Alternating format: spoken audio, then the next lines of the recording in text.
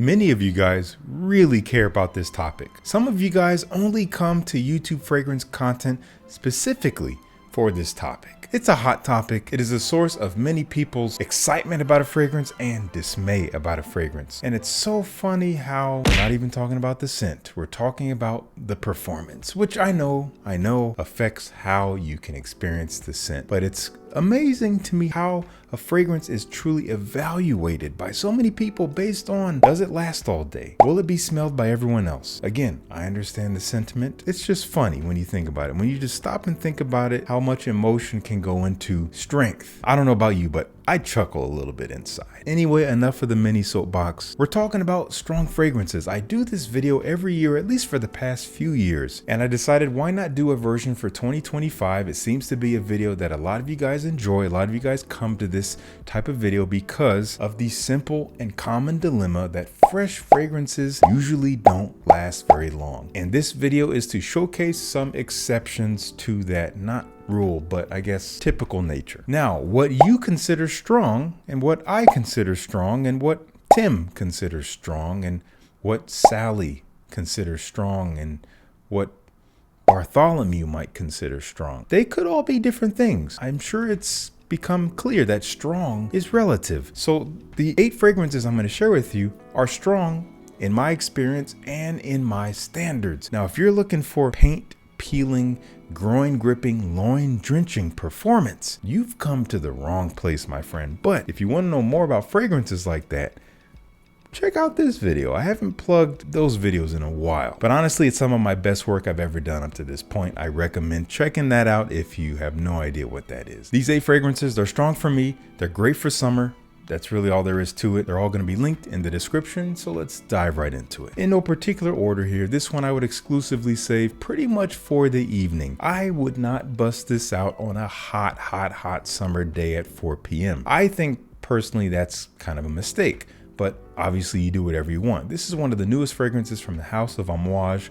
It's called Decision. Honestly, I don't have a whole lot of experience with this one yet outside of wearing it on a summer night, and it was beautiful. It just captured me. I loved the experience. I loved the feelings I was getting. I liked this fragrance quite a bit when I first got my nose on it. I wouldn't say it's a 10 out of 10 now, but I really like it. It is a fresh aromatic incense fragrance. As with Amouage, they use incense in almost every fragrance they ever make because a lot of the incense they use is native to their region, which is in Oman. And it's some of the world's greatest incense. And in this case, it is blended with, again, dry woody notes. It's blended with maybe something vanilla. There's this sweet, almost smooth quality to it, but mixing with incense, it becomes a little bit dusty. It honestly reminds me a little bit of something like Baby Cat, maybe even along the lines of Tom Ford Eau d'Ombre Leather, in that vein. That type of sweetness, it's this dusty kind of wispy, smoky sweetness with a nice dry woody backbone, and it just does well, especially outside. It whips around in the wind.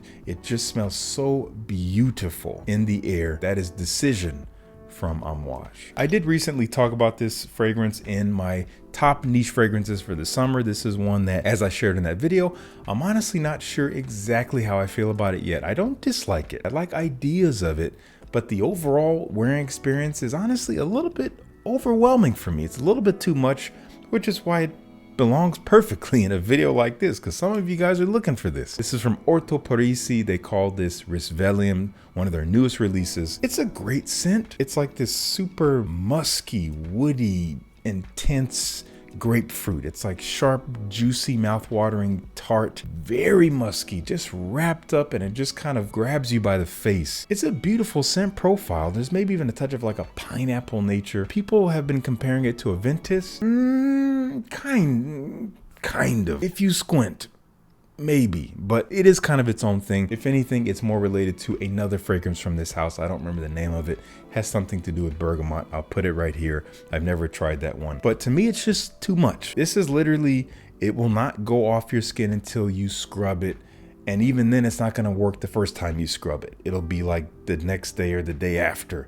it'll finally be coming off. If you put this on your clothes, you better love this fragrance, because every time you wear that shirt for the next 40 years, you're gonna smell this. Hopefully you're washing your clothing, but even then I can't make any guarantees. It might still be in there. This is a 1 or 2 sprayer. This is back of the neck, so it's not overwhelming you. This is mostly outdoors for the day. If you need that all day into the night, maybe the next morning type of longevity, and you don't mind a linear scent profile, this is a good consideration. I like it. Again, I just need more time and more pleasant experiences with it. That is Risvelium from Orto Parisi. Let me know what you think. This is one I haven't talked about in a while, and I've only talked about it once or twice. It's a beautiful scent profile from a fellow YouTuber who is also a perfumer. His name is Peter.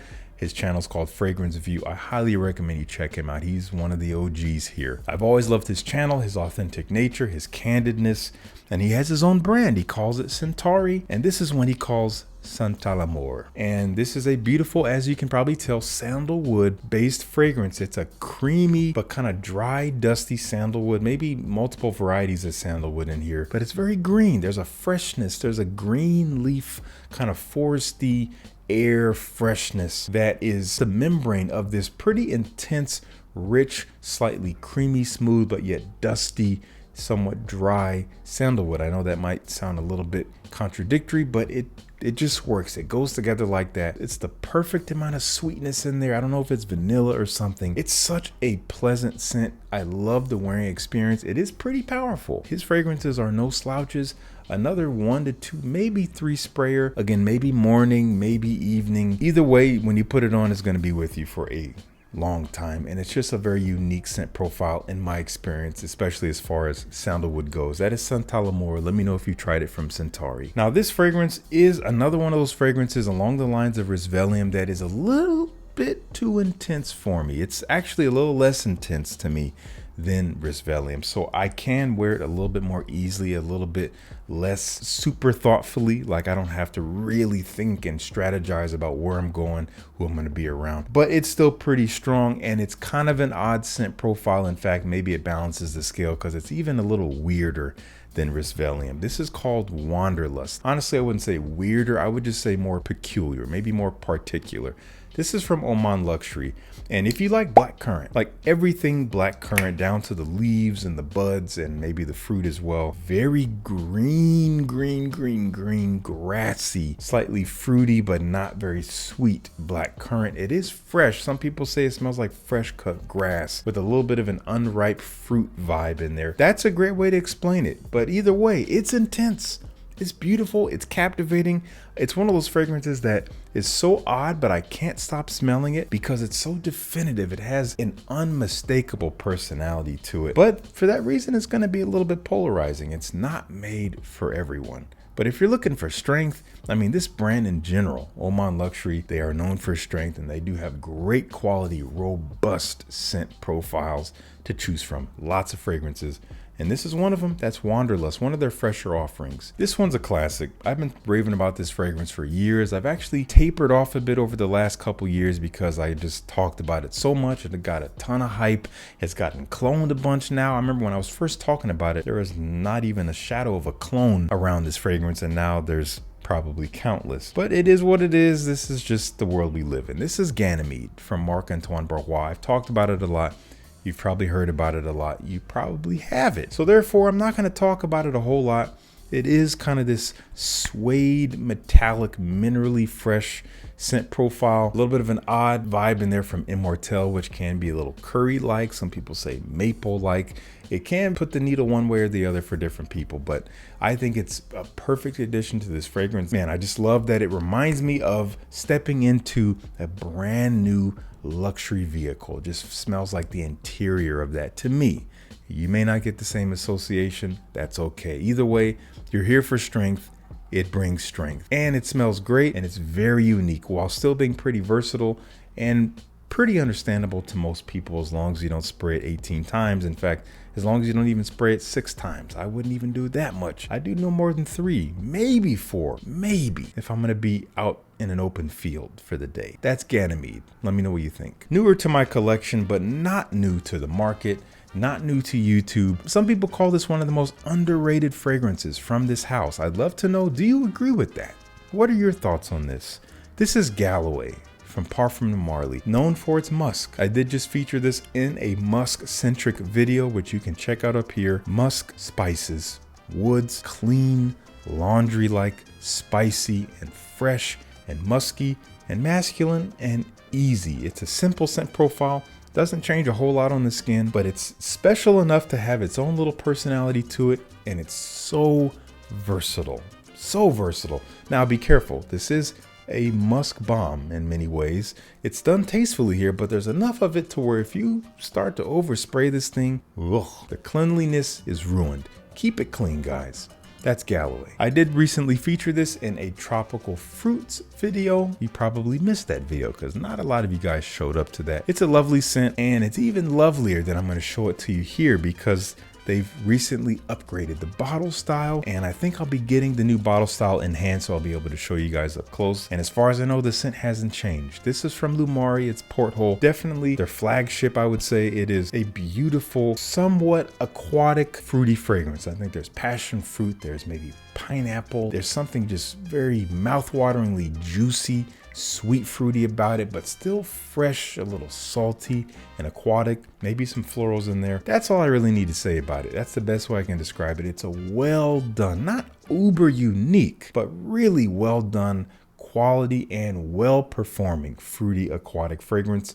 If you're looking for something for the summer that just gives off fun vibes and is noticeable, this is a great consideration. That is Porthole from Loumari. And finally, this is a 10 out of 10 for me. This is one of my absolute favorites from the house. I think it's the most refined version of this DNA. And it's a great performer, but not a screamer. This is the classiest strength that I've seen in a fragrance, especially in a designer fragrance. This is Terre's Parfum. They made the original, which is already phenomenal, pretty much perfect, and refined it and stripped away the sharp edges, made it smoother, made it more dense, made it more rich, but still retains a bit of a freshness. It is still a woody vetiver at the end of the day. It's still kind of bitter. There's a citrusy quality, there's a spiciness, and I think there's just a little bit less daylight here. There's a little bit less transparency, a little less freshness as compared to the Eau de Toilette, but still fairly fresh. Again, maybe not my first choice for the beach. There's just better options, stuff like Porthole. But if you want more of a sophisticated vibe on either the more mild days in the summer or in the more mild times of the day, again, morning and evening, this is a great one to consider.